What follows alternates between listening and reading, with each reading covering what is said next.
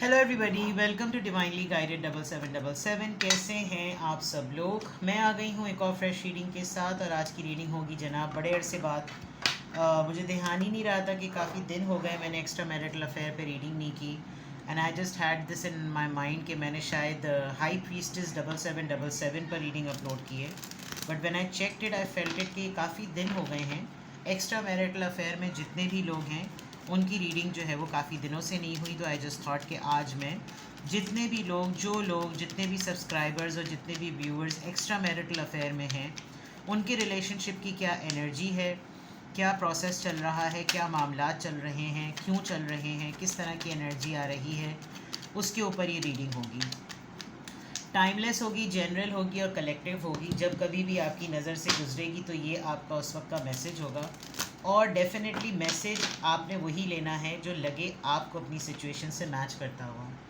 Extra marital affair में जो लोग होते हैं उनकी कैटेगरीज़ मैं हंड्रेड्स ऑफ टाइम्स बता चुकी हूँ कि कौन सी कैटेगरी होती है एक्स्ट्रा मैरिटल अफेयर की, जो लोग इस रीडिंग को अपने आप से रिलेट कर सकते हैं। It's not always the two people are married to different people और उनमें ही वो तो खैर उसकी कैटेगरी तो है ही यही, लेकिन बाज़ दफ़ा किसी एक की सिचुएशन डिफरेंट होती है। ठीक है, तो जितने भी लोग हैं ज़ाहिरी बात है सिंगल्स ये नहीं देख सकते क्योंकि उनकी लाइफ में कोई है नहीं। और बाकी जो लोग जिन जिन को पता है कि ये रीडिंग उनसे मैच करेगी डेफिनेटली ये वही लोगों से जाएगी। ठीक है, किसी भी पॉइंट ऑफ टाइम पे आपको लगे कि भाई ये पोर्शन ये नरेशन मुझसे मैच किया है और मुझे उस पर मज़ीद गाइडेंस चाहिए तो डिस्क्रिप्शन बॉक्स में मेरा नंबर मौजूद है, आप मुझसे कांटेक्ट कर सकते हैं। देखते हैं कि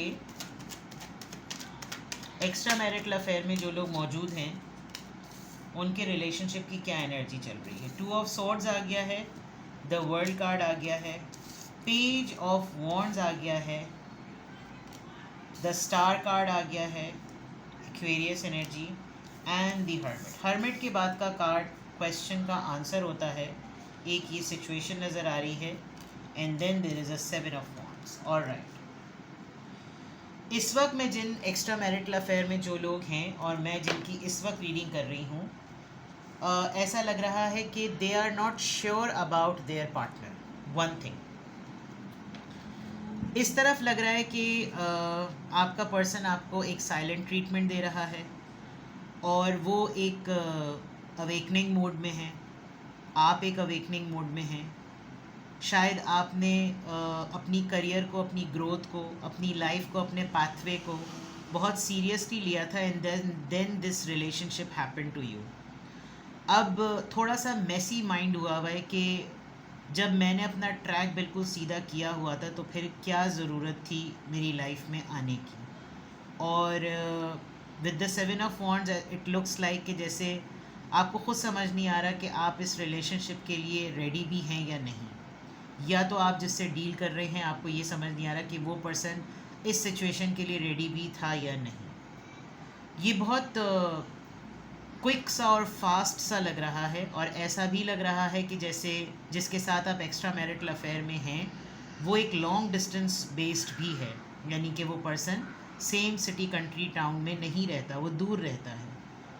एक कन्फ्यूजन नज़र आ रही है आपके रिलेशनशिप को लेकर। आप बहुत ज़्यादा दो रिश्तों में बटे हुए नज़र आ रहे हैं, आपको ख़ुद भी नहीं समझ में आ रहा कि आप किस तरफ जाएं और क्या करें। एक दायरा है, एक साइकिल है, एक लाइफ का पैटर्न है जो बार बार बार बार घूमता रहता है। कभी आपको लगता है कि आप उसके साथ हैं, कभी आपको लगता है आप उसमें डिटैच हैं।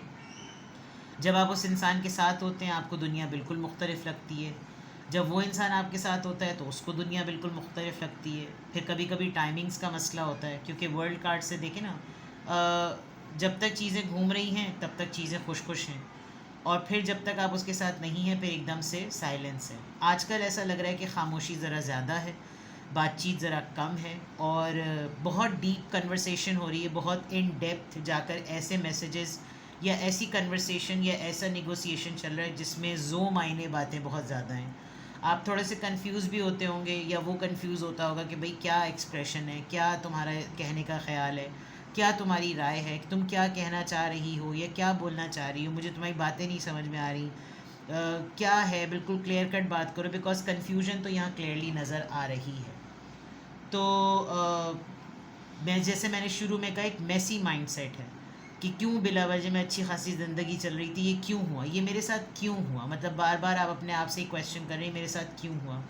सडनली अपने सराउंडिंग में बहुत बड़ी बड़ी दीवारें खड़े कर लेना भी मुमकिन नहीं है आपके लिए। और अगर उस इंसान ने ऐसी चीज़ें कर ली हैं कि अब आपको लगता है कि वो डिफ़िकल्ट टू अप्रोच हो गया है, तो वो भी आपको अब खल रहा है कि अगर यही करना था तो फिर मेरी लाइफ में आने की क्या ज़रूरत थी। बिकॉज एक्स्ट्रा मैरिटल अफेयर तो आप समझ सकते हैं कितना डिस्टर्बिंग हो जाता है। ठीक है, इसको क्लैरिफाई करते हैं कि टू ऑफ सोर्ड्स यहाँ पर किस बात को प्रेजेंट कर रहा है। Let me tell you the science. Libra, Gemini, Aquarius, Leo Libra, Aries Leo Sagittarius, Aquarius Virgo and Aries Leo Sagittarius. Two of swords यहाँ पर क्यों आया है, please clarify this. Two of swords यहाँ पर क्यों आया है। फाइव ऑफ सोर्ड्स, आप दोनों के दरमियान कोई ऐसी कन्वर्सेशन हुई है जिसकी वजह से सुन के आप दोनों झगड़े में आ गए, लड़ाई हो गई, कोई खटपट हो गई जिसकी वजह से आपको ये लगा कि ये क्या बात कहती। एक कॉन्फ्लिक्ट तो ज़रूर आया है, ये बिहेवियर में आया है या फिर गुफ्तगू में आया है। और यानी आप ये कह सकते हैं कि जब ये सब कुछ हो रहा था तब इन बातों का ख्याल क्यों नहीं आया, और अब ये सब कुछ कह कर मेरा भी दिमाग ख़राब कर दिया और अपना भी दिमाग ख़राब कर दिया, ये वाली बात है। ठीक है, खाई में गिरता हुआ नहीं महसूस करता इंसान अपने आप को। The world card, the world card यहाँ पर क्यों आए, the wheel of fortune. This could be a sign के एक मोमेंट आता है, एक मोमेंट आया होगा कि आप ज़िंदगी जीना शुरू हो गए होंगे और आपको ये लग रहा होगा कि जस्टिफिकेशन में इंसान चला जाता है ना, सेल्फ जस्टिफिकेशन में, कि it's all okay, it's all fine, अगर मेरी किसी से बातचीत है, एटलीस्ट मुझे राइट है खुश रहने का, मुझे अच्छा फील करने का राइट है, मैं डिज़र्व करती हूँ या डिज़र्व करता हूँ। यानी with this wheel of Fortune आपके बहुत सारे काम भी बने हैं। तो जो एनर्जी आ रही है, जो एक मैंने कहा था ना, जब आप साथ हैं तो उसको लगता है कि जैसे भरपूर टाइम है, जब वो आपके साथ है तो उसको लगता है वो बिल्कुल भरपूर टाइम। लेकिन ये चीज़ बहुत टेम्परेरी, बिल्कुल पेज की एनर्जी है, बिल्कुल ऐसा कि जैसे शुरू ही हुआ और एकदम से पॉज लग गया। पेज ऑफ वॉन्ट्स किस चीज़ को क्लियर कर रहा है यहाँ पर, five of wants. May be ये आप किसी कज़न मैरिटल अफेयर में पड़ गए हैं, नेबर्स में हैं आप लोग, सोसाइटी आप लोगों की एक है, और क्योंकि हर कोई एक दूसरे की टांग खींच रहा है। आपको किसी ऐसे इंसान ने भी अप्रोच किया होगा जो इनके साथ ऑलरेडी टर्म्स में रह चुका है, या आपको ये पता होगा कि एक जिसके साथ आप मैरिटल अफेयर में हैं उसकी रेपुटेशन आपके सामने बड़ी गलत पोर्ट्रे की गई है। क्या है, वो तो फसादी है, वो तो फड्डेबाज हैं वो लोग। तो ये बिल्कुल five of five, you know, दो फाइव आए हैं, एक कॉन्फ्लिक्ट्स का होता है और एक अपनों से लड़ाइयों का होता है। ये इंसान शायद आपसे अपने घर वालों की बातें डिस्कस करके, अपनी फैमिली के मसाइल डिस्कस करके, अपनी पर्सनल लाइफ यानी वाइफ या हस्बैंड के मसले डिस्कस करके इस इंसान को सुकून मिलता है। वो कहते हैं ना कि एक बड़ा अच्छा वो डायलॉग था लाइफ इन अ मेट्रो में, मूवी थी, कि कभी कभी इससे बातें करके इससे वो बातें भी कह सुन ली जाती हैं जो हस्बैंड से नहीं कह सकते या वाइफ से नहीं कह सकते, और वो कॉन्फ्लिक्ट्स होते हैं डेफिनेटली। तो यहाँ पर कोई बैरियर नहीं है, यहाँ पर वो तमाम बातें डिस्कस कर लेना और फिर एक जॉय फील करना, यू नो, ये एक कंफर्ट है। The star card, the star card यहाँ पर क्यों आया है, एक्वेरियस एनर्जी यहाँ पर किस चीज़ को रिप्रेजेंट, नाइट ऑफ कप्स। शायद आप एक बहुत क्रिएटिव पर्सन हैं, लेकिन आपका स्पाउस आपकी क्रिएटिविटी की वैल्यू नहीं करता और इसने आपको बहुत वैल्यू किया है। यू कैन सी कि एक बहुत ही एज लग रही है, एज डिफरेंस लग रहा है, मतलब इतना ज़्यादा नहीं कि आप 50 के तो वो 25 का, ऐसा नहीं, लेकिन एज है। और this person knows how to flatter, how to flirt. खातून को या मर्द को खुश कैसे रखा जाता है ये इस इंसान को पता है।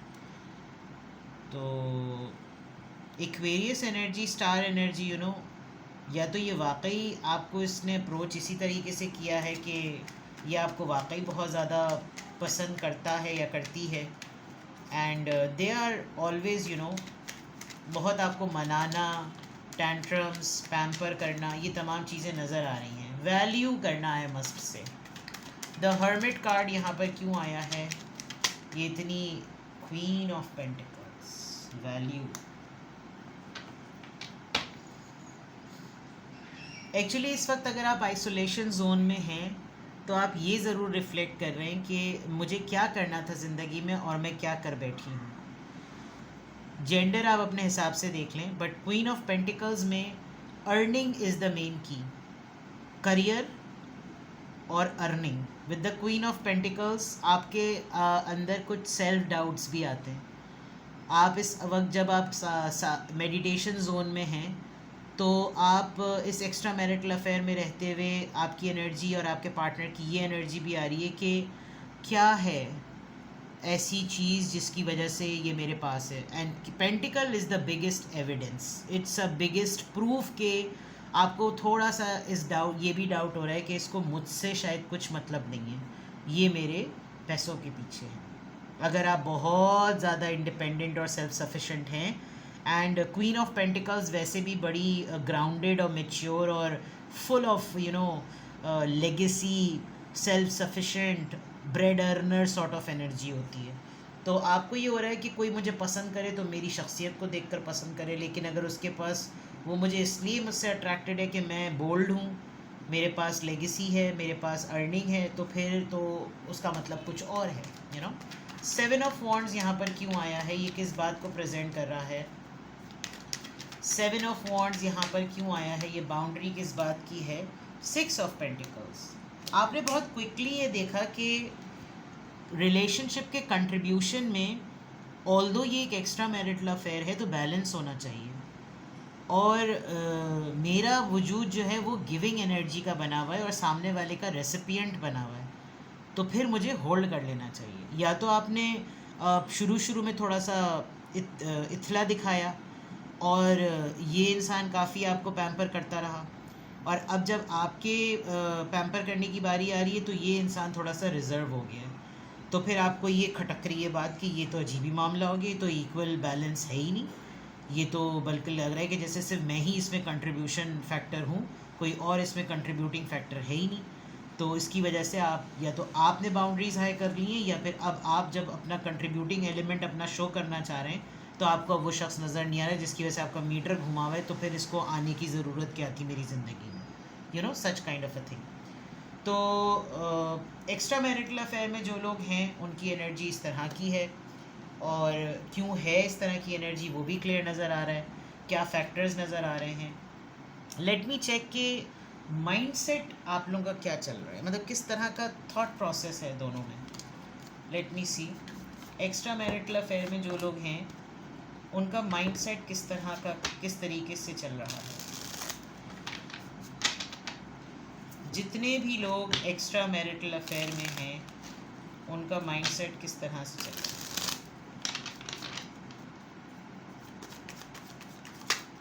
उप्स, सीड्स, स्प्रिंग, सी, कोई चीज़ बनी, बीज फूटता है ना, मतलब हाँ, राइट, वही वाली बात मैं कहूँगी कि क्या ज़रूरत थी। इसको मैं उल्टा कर दूँ भाई, यूनिटी। देखिए, मॉरल सपोर्ट तो चाहिए ही होती है। एक्स्ट्रा मैरिटल अफेयर में मॉरल सपोर्ट से ही चीज़ शुरू होती है, फिर जाकर आपके ऊपर कुछ चीज़ें रिवील हो गई हैं जिसकी वजह से आपको थोड़ा सा ना चिड़चिड़ाहट भी हो रही है।